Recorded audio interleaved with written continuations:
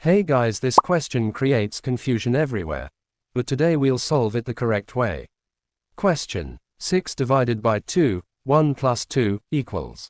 Options are A. 1, B. 3, C. 6, D. 9. Pause the video before answer reveal.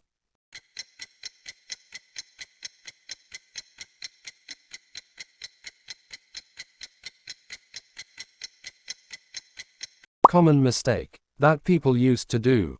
1 plus 2 equals 3. And 2 times 3 equals 6. Then, 6 divided by 6 equals 1. This is wrong because they grouped 2 times 3 first without brackets. Correct solution. Guys, always follow the order of operation and you will never get confused.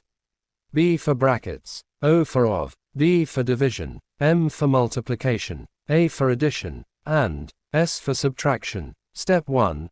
Solve the bracket first. 1 plus 2 equals 3. Now the expression becomes 6 divided by 2 times 3. Step 2. Division and multiplication. Class, remember, both have the same priority, so we solve from left to right. First, 6 divided by 2 equals 3.